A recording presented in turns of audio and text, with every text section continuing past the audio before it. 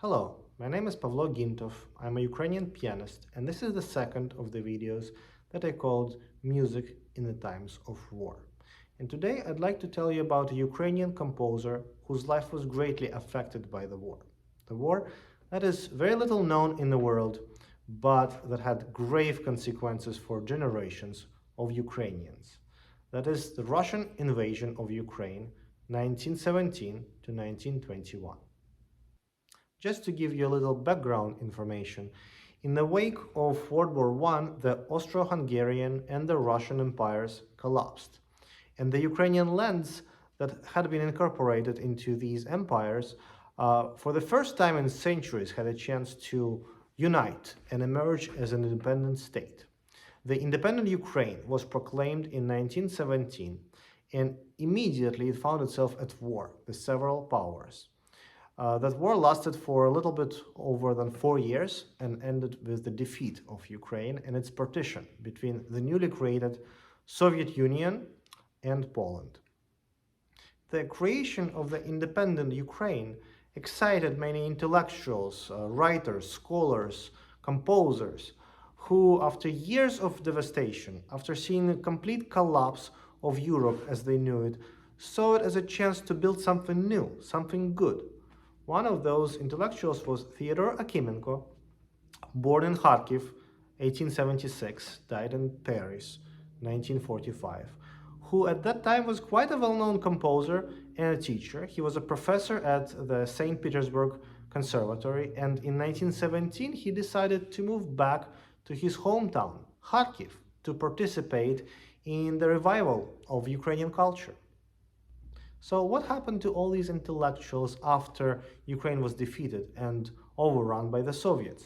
Well, they had two options. They could stay and find themselves at the mercy of the totalitarian Soviet regime, or they could leave and join thousands and thousands of refugees who were looking to start a new life elsewhere. Akimenko decided to leave. His first destination was Prague, where he taught at the Ukrainian Institute. It was an intellectual center for Ukrainians in Europe.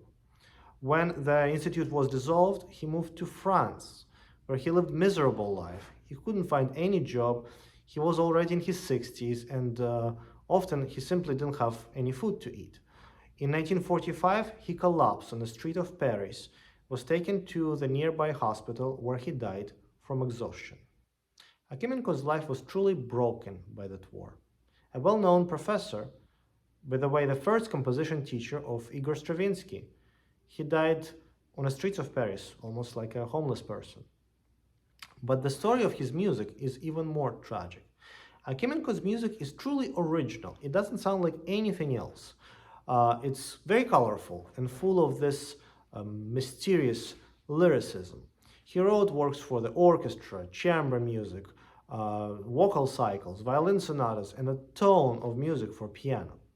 The victorious invaders had little mercy not only for those who they considered their enemies, but also for their work. Pieces of music were confiscated, prohibited, and destroyed. Akimenko's name and music were completely erased from the life and memory of the Ukrainian people.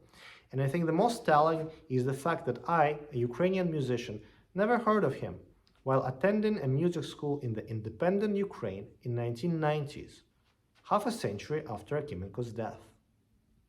This is just one of many stories of the prominent Ukrainians who were doomed to be forgotten after Ukraine lost that war. And all these stories make one big story, the story of physical and cultural genocide. Knowing this is crucial if you want to understand what today's war is about. It's not just about the color of the flag, the name of the country, or the system of the government, not even just about freedom and democracy. It is about all these things, but essentially it's about the very existence of the Ukrainian nation and culture.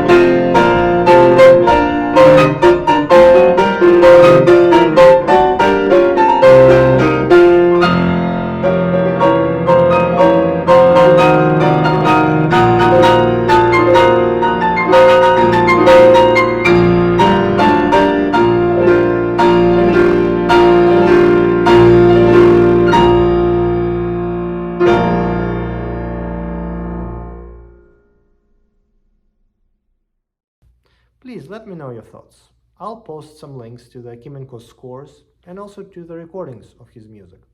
There are very few of those, so if you are a musician and you like to support Ukraine, I encourage you to look through those scores, and I'm sure you'll find something interesting. I'll also post a link to a charity in case if you like to support Ukrainian effort in this war. Thank you very much for listening. Thank you for supporting Ukraine. Slava Ukraini!